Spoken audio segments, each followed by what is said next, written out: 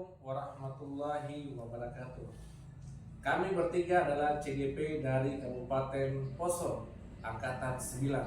Perkenalkan, nama saya Samsudin Umar dari SMA Negeri 3 Poso. Saya Pak Darsan, CGP Angkatan 9 dari Kabupaten Poso, asal sekolah SDN 17 Poso. Saya Marina Yanpulu dari SD Aheran Poso. Di sini kami akan menyelesaikan tugas demonstrasi kontekstual, yakni melakukan praktik coaching antara sesama CGP Kabupaten Poso. Pada kesempatan ini, pada proses coaching praktik kali ini, saya sebagai pengamat.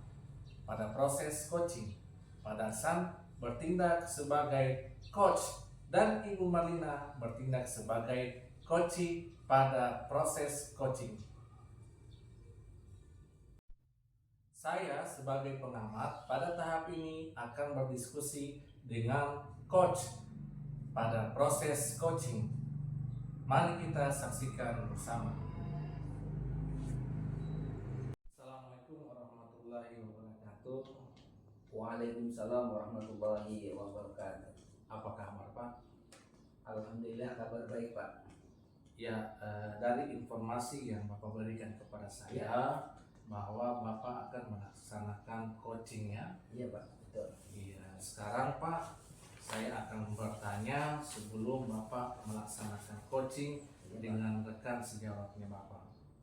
Boleh Pak? Iya, silakan. Iya, yang pertama Pak, untuk melaksanakan coaching, apa yang harus Bapak perhatikan? Iya Pak. Baik, dari dalam pelaksanaan coaching ini saya tentunya harus memperhatikan prinsip dari pelaksanaannya. Yang pertama, kemitraan, proses berkreatif, dan memaksimalkan potensi yang ada pada coaching saya. Oke, jadi setelah prinsip coaching yang harus Bapak perhatikan, ada lagi Bapak? Oh iya, tentunya ada. Jadi dari prinsip, selain prinsip, tentunya kompetensi pada pelaksanaan coaching ini juga saya perhatikan. Yang di sini ada 3 hal. Yang pertama, kehadiran penuh. Yang kedua, mendengarkan dengan aktif. Dan yang ketiga, tentunya mengajukan pertanyaan yang betul dari coaching saya. Oke. Selain dari prinsip dan kompetensi, menurut Bapak ini lagi apa yang harus Bapak siapkan pada saat coaching Pak? Oh ya baik. Untuk memaksimalkan proses coaching ini tentunya saya juga harus mempersiapkan penilaiannya Pak. Jadi ini saya sudah siapkan Pak. Kalau kamu ya saya silakan. Ini rubrik penilaian pada saat coaching Bapak ya? Ya. Iya. Boleh Bapak bisa jelaskan ini? Ya, jadi yang pertama itu mendengarkan dengan aktif. Ini apanya Bapak? Jadi di sini kita mendengarkan apa yang disampaikan oleh coaching. Jadi di sini kita akan mengetahui mana yang termasuk permasalahan pokoknya. Karena ketika permasalahan pokok itu biasanya dia akan terulang kalau diucapkan oleh coach. Yang kedua, saya sebagai coach harus mampu mengeluarkan pertanyaan-pertanyaan yang berbobot sehingga potensi yang ada pada coach saya bisa dia keluarkan. Dan yang ketiga tentunya memperdayakan coach saya, harus mampu memperdayakan coach saya supaya ide-idenya bisa dia tuangkan atau dia keluarkan. Oke, luar biasa rubrik yang Bapak sudah buat ya. Saya juga memberikan apresiasi yang telah Bapak lakukan hari ini. Nah sekarang setelah dari rubrik yang Bapak sudah rancang ini, tentunya dalam proses coaching, kira-kira menurut Bapak ini kompetensi apa yang ingin Bapak kembangkan pada coaching? Oh iya, jadi kompetensi yang saya ingin kembangkan itu mengajukan pertanyaan yang berbobot. Karena ketika dia sudah bisa mengajukan pertanyaan yang berbobot, nanti akan menunjukkan ide-idenya ya muncul. Ya. Berarti Bapak harus mendengar aktif ini Pak ya? Tentunya dari awal itu harus mendengar aktif dan kehadiran juga harus konsentrasi atau penuh di situ. Kemudian ini Bapak, Dari ketiga kompetensi yang telah Bapak sampaikan tadi, yakni kehadiran penuh, mendengar aktif, mengajukan pertanyaan yang berbobot secara spesifik nih Bapak ya. Kira-kira di observasi mana yang Bapak ingin laksanakan? Oh ya, tentunya dua kompetensi Pak. Yang pertama kehadiran penuh dan yang kedua mendengarkan dengan aktif. Karena keduanya saling berkaitan. Oke, boleh saya tahu alasannya kenapa yang ketiga hanya dua yang disampaikan Bapak? Ya karena ketika kehadiran penuh sudah dapat dia laksanakan dan mendengarkan aktif dia sudah bisa lakukan, maka dari situ dia akan mengacu mengeluarkan pertanyaan-pertanyaan yang berbobot tadi. Oke Bapak, sekarang ini lagi Pak pertanyaan saya. Ya. Kira-kira menurut Bapak ini indikator apa yang ingin Bapak capai pada saat coaching Pak? Oh, Iya. jadi indikator yang ingin saya lihat dari coach saya tentunya ketika dia mengungkapkan permasalahannya, dia bisa menemukan titik terang atau jalan untuk menyelesaikan masalah itu. Begitu Pak ya. Iya. Berarti coaching akan menemukan jawabannya. Iya. Oh iya. Langkah-langkah yang Bapak lakukan menggunakan apa yang Bapak lakukan untuk supaya indikator terpenuhi? Ya tentunya itu. Iya, alur cerita yang tentunya diterapkan dalam pelaksanaan coaching ini. Ketika alur cerita sudah dilaksanakan dengan baik dan mendengarkan secara aktif dengan rasa, insya Allah akan terpenuhi. Oh iya. Boleh Bapak jelaskan sedikit alur tirta Pak? Ya, alur cerita adalah alur di mana P adalah mengajukan pertanyaan, ya I sendiri identifikasi permasalahan yang ada, terus dia adalah tindak atau rencana tanggung jawab atas komitmen atau rencana yang akan dilakukan nanti. Oke, jadi itu adalah salah satu indikator, yaitu menggunakan alur tirta. Luar biasa Bapak. Saya sudah memahami apa yang akan Bapak laksanakan. Semoga pelaksanaan coaching yang Bapak laksanakan bersama coaching nanti betul-betul bisa melaksanakan sesuai dengan rencana yang Bapak sudah buat. Saya ucapkan terima kasih, semoga bisa sesuai dengan harapan. Terima kasih Pak. Ya, sama-sama.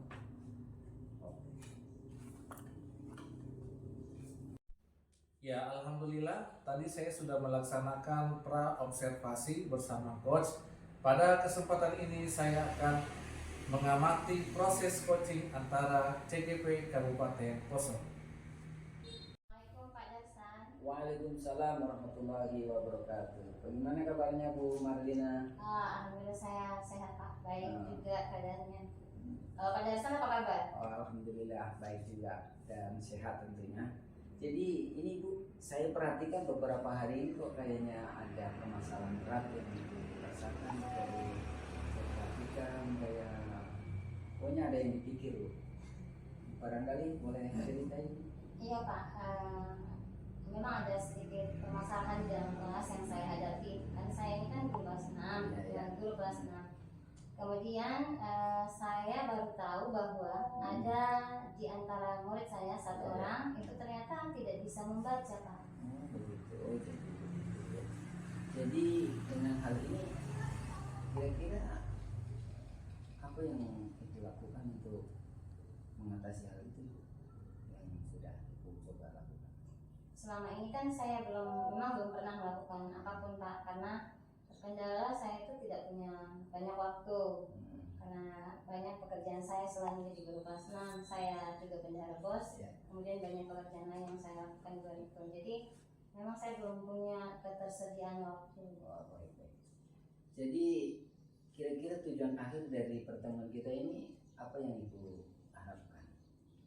Saya bermaksud kalau misalnya saya bercerita dengan Pak Darsan, dari cerita ini, dari obrolan ini, saya mungkin bisa menemukan solusi dari masalah yang sedang saya hadapi Pak. Gitu, seperti itu. Oh iya baik Ibu. Jadi untuk masalah Ibu ingin mendapatkan jalan keluar dalam artian supaya permasalahan dapat diatasi. Jadi selama ini Ibu tadi sudah menjelaskan bahwa Ibu kurang kesempatan. Jadi hal apa yang Ibu bisa lakukan untuk mengatasi masalah itu selain alasan tadi yang sudah Ibu pernah coba? Begini Pak ya, kalau misalnya saya berpikir berdasarkan apa yang saya alami, kan anak ini sudah kelas 6. Iya. Harusnya masalah membaca itu bukan lagi persoalan yang di kelas 6. Harusnya membaca, menulis itu sudah tuntas di kelas 9. Setidaknya di kelas 2 anak itu sudah pandai. Tapi ini sampai di kelas 6 ketika saya suruh membaca, anaknya tidak tahu. Sejujurnya saya agak bingung kenapa bisa seperti itu. Saya sebenarnya sudah pernah mencoba mencari solusi, menyampaikannya di forum rapat dewan guru. Kemudian oleh kepala sekolah itu disampaikan bahwa sebaiknya anak ini ikut kegiatan membaca di kelas 1. Itu Pak. Oh, jadi apa yang diutarakan kepala sekolah di rapat itu sudah coba? Ya Pak, saya sudah sampaikan pada anak ini. Saya sampaikan, nak, kau bisa ikut program membaca di kelas 1. Jadi kalau misalnya kelas 1 kan pulangnya jam 11.15. Setelah itu mereka adakan membaca di literasi di kelas yang belajar membaca oleh guru kelas 1. Saya sudah sarankan. Tapi anak ini ternyata tidak mau Pak. Tidak pernah ikut. Jadi apa tindakan Ibu lagi karena anak ini tidak mau dengan yang disarankan oleh kepala sekolah? Berarti Ibu harus punya cara supaya anak ini terlayani, dalam artian usahakan supaya dia bisa kita ajar walaupun bukan dengan yang tadi disarankan kepala sekolah. Berarti mungkin ada cara-cara lain yang Ibu mau lakukan. Saya ini sudah saya tanya sama anak itu, kenapa tidak mau ke kelas 1? Kan ini untuk kebaikan juga. Dia bilang, Ibu, saya agak malu karena saya kan sudah besar, jauh lebih besar dari yang lain-lain. Kemudian teman saya ini kecil, saya rasa minder Bu. Jadi makanya dia tak pernah datang. Karena itu saya pikir coba-coba lagi apa ya yang harus saya lakukan, sementara saya ini tidak punya begitu banyak waktu. Sementara dia ini juga anak kelas 6 yang harusnya tidak boleh dibiarkan Pak. Harusnya ketika saya pernah nonton webinar, narasumbernya itu menyampaikan bahwa ketika satu anak itu tidak tuntas pembelajarannya di kelas-kelas sebelumnya dan itu bisa tuntas di kelas kita, itu membuktikan bahwa guru itu berusaha. Itu yang sebenarnya saya lakukan Pak, cuma sedang berpikir bagaimana ya. Jadi Ibu di sini sudah punya rencana ya, dalam artian dengan keadaan itu tadi siswa itu Ibu sudah punya rencana. Kalau rencana itu sejauh cuma rencana atau Ibu mau coba praktekkan nantinya? Saya sebenarnya dari cara yang Pak ini saya sudah ada bayangan apa yang harus saya lakukan. Memang kan permasalahannya di waktu saya. Waktu saya agak kurang Pak. Kemarin mungkin karena saya ekspektasinya terlalu tinggi, harus mengajar anak ini sekian jam per hari. Tapi karena melihat kesediaan waktunya saya ini, ketersediaannya cuma sedikit, mungkin bisa kalau sehari itu 5-10 menit 5-10 menit saja saya ajarkan. Tapi kalau diajarkan secara kontinu, saya berharap dia bisa keluar dari kemampuan yang tidak bisa membaca. Jadi ini rencana ini Ibu sudah sampaikan ke anak? Belum Pak. Saya belum sampaikan pada anak karena kebetulan saya baru dapat idenya ketika bicara dengan Pak Jackson. Jadi begini Bu ya, kalau begitu berarti Ibu sudah ada rencana dan sudah ada jalan untuk menyelesaikan permasalahan yang pertama Ibu tadi sampaikan ke saya. Jadi saya tunggu actionnya, dalam artian pelaksanaannya. Kira-kira butuh berapa waktu itu? Berapa lama Ibu? Saya targetnya itu sebelum lulus lah. Ini kan kami di kelas 6 kan tinggal berapa bulan. Saya berharap sebelum 3 bulan lah. Karena ujian kan sekitar bulan 4. Ya. 4, 5 itu sudah ujian. Iya. Bagaimana dia bisa menyelesaikan ujian kalau ujiannya itu dia tidak bisa baca. Betul. Nah, jadi target saya sebelum dia masuk ujian bulan 3 itu 3 atau 4 dia sudah bisa membaca. Oh, baik. Jadi mudah-mudahan apa yang direncanakan ini terlaksana dan saya tetap menunggu hasilnya, dalam artian menunggu informasinya. Jadi nanti ketika pelaksanaan rencana itu sudah terlaksana dan hasilnya dapat dilihat, saya mohon informasinya. Iya Pak, insya Allah kalau misalnya saya sudah laksanakan dan insya Allah akan saya laksanakan, saya akan hubungi Bapak untuk memantau. Iya, oke. Ya, baik. Jadi dari ini sudah seandainya sudah terlaksana komitmen itu atau kesepakatan ibu dengan anak itu bagaimana supaya terlaksana tadi? Kalau sudah terlaksana Pak ya, karena ini kan saya berencana untuk melakukannya secara berkesinambungan. Saya tetap akan meminta anak itu untuk bisa membaca ya, membaca bisa menyelesaikan target yang saya tetapkan 3 bulan itu, sehingga dia bisa membaca dengan lancar. Oh, jadi ibu sudah atur baik-baik Ya. dalam artian tahapan yang harus dia lakukan, Ya. sehingga dia bisa itu tadi. Ya, jadi kan waktu saya itu kan tidak banyak, sementara bercerita dengan Pak Darsan, mungkin ketika guru lain yang mengajar kelas, saya bisa panggil mungkin ya 5-10 menit gitu. seperti itu mungkin bisa. Ketika guru pelajaran masuk Iya, kelasnya guru itu. kelas guru mata pelajaran yang masuk saya minta isi mungkin 10 menit lah. Itu. Dan kalau misalnya saya yang ajar kelas kan bisa juga 10 menit. Ya dalam sehari itu bisa sampai berapa menit lah dihabiskan untuk membaca. Kemudian diajar juga menulis supaya agak lancar kan. Seperti itu Kak. Ya, oke Bu. Jadi dari pembicaraan ini sudah jelas apa yang direncanakan dan harapan, mudah-mudahan tercapai semua. Ya, dan saya ucapkan terima kasih banyak Pak Darsan karena sudah memotivasi saya. Akhirnya saya bisa menemukan sendiri bagaimana caranya menangani siswa saya yang terus terang selama berbulan-bulan ini menjadi kendala bagi saya dan jalan dalam hati. Oke, mudah-mudahan terlaksana semua. Ya, terima kasih Pak Darsan. Ya, Assalamualaikum. Waalaikumsalam warahmatullahi wabarakatuh. Assalamualaikum Bapak. Waalaikumsalam warahmatullahi wabarakatuh. Ya, pada kesempatan ini saya akan bertanya lagi sesudah pasca dari coaching tadi ya Bapak. Iya, silakan. Sekarang yang akan saya tanya adalah apa yang Bapak sudah lakukan pada saat coaching Pak? Oh baik, jadi dalam pelaksanaan coaching ini saya menerapkan alur kita dalam melaksanakan proses coaching ini. Alur kita di mana itu T adalah mengungkapkan tujuan. Jadi di situ saya menanyakan tujuan coaching menemui saya ataupun menemui saya dalam artian untuk melaksanakan coaching ini atau tujuan yang hendak dia capai.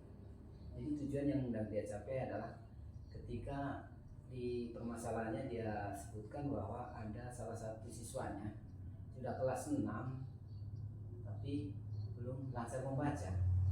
Jadi dia sampaikan supaya mengatasi masalah itu. Sampaikan. Terus identifikasi masalah. Dia sudah mengidentifikasi masalah mengapa anak ini sudah kelas 6 kok tidak tahu membaca. Jadi dia juga cari informasi. Dan informasi tentang kenapa ini anak sudah kelas 6 tidak membaca. Dan selanjutnya R, rencana. Jadi dia juga sudah menuangkan rencana atau membuat rencana mengatasi masalah yang dihadapi ini tentang siswanya yang tidak tahu membaca. Tanggung jawab tentunya dia membuat komitmen untuk melaksanakan rencana itu. Tentunya komitmen ini yang harus dilaksanakan sama dia dengan siswanya. Terus ada tadi saya dengar bahwa ada rencana aksi Bapak ya? Iya. Apakah rencana aksi yang dilakukan oleh coach tadi Bapak? Oh, jadi dari informasi yang saya dapat bahwa dia awalnya dikasih saran dapat dewan guru bahwa anak tersebut yang kelas 6 ini disuruh diarahkan supaya ikut bimbel atau bimbingan membaca, tetapi disatukan dengan kelas-kelas rendah. Jadi dengan hal itu anak ini merasa kurang nyaman, jadi tidak berjalan. Jadi anak ini merasa saya sudah besar, kenapa saya harus gabung dengan adik-adik kelas saya. Jadi dengan hal itu maka guru ini sudah menemukan rencana kembali bahwa dia akan menyisihkan atau mencari waktu tersendiri untuk memanggil anak ini. Dia akan bimbing secara langsung, dan itu sudah dia rencanakan dan dia akan melaksanakan sampai tujuan. Oke. Terus Bapak, menurut Bapak nih dari peristiwa Tirta yang Bapak sudah lakukan tadi, mulai dari tujuan, identifikasi, rencana aksi, dan tanggung jawab, menurut Bapak ini indikator ketercapaian yang mana yang ingin Bapak kembangkan? Jadi dari semua alur kita ini tentunya pelaksanaan Bapak ya. Iya, pelaksanaan. Jadi pelaksanaan seperti bagaimana yang ingin dicapai pada saat coaching tadi Bapak? Oh, jadi pelaksanaan yang di sini yang saya maksud, si coach ini bisa mengeluarkan ide-idenya untuk mengatasi masalah ini. Ya. Oke. Jadi terima kasih atas informasi. Sekarang saya akan memberikan informasi juga tentang apa yang telah saya amati. Berdasarkan hasil pengamatan tadi, pada saat saya melakukan pengamatan antara Bapak sebagai coach dan Ibu sebagai coachee, bahwa memang benar seperti yang disampaikan oleh Bapak sudah melakukan alur Tirta ya, sudah melakukan menyampaikan tujuannya. Bapak sudah tadi Bapak pancing apa yang harus menjadi tujuan, kemudian Bapak juga sudah dengan adanya pertanyaan-pertanyaan yang Bapak timbulkan tadi, Bapak menggali identifikasi apa itu juga sudah terlihat. Kemudian dan dengan Bapak mendengarkan secara aktif tadi, Bapak bisa menggali rencana apa yang harus dilakukan oleh coaching, rencana aksi dari beberapa solusi yang sudah dilakukan. Kemudian saya juga mendengar bahwa adanya komitmen yang harus dilakukan antara coaching ya dan tanggung jawab, itu juga Bapak sudah sampaikan tadi. Luar biasa Bapak sudah melaksanakan coaching dengan menggunakan alur Tirta. Semoga ini bisa menjadi bimbingan lagi supaya Bapak bisa berkreasi lagi membantu orang-orang yang di luar sana dengan ada masalah yang berbeda. Kemudian Pak, kompetensi apa menurut Bapak yang ingin Bapak kembangkan berdasarkan hasil coaching yang barusan Bapak lakukan? Oh, jadi dari 3 kompetensi tadi yang saya harapkan adalah yang pertama kehadiran penuh. Ya, mendengarkan dengan aktif. Ketika seseorang sudah kehadiran penuh, dalam artian dia tidak memasukkan hal-hal yang di luar mau dibicarakan dan tidak memikirkan hal-hal di luar yang dia mau bicarakan juga, maka kehadirannya akan sempurna.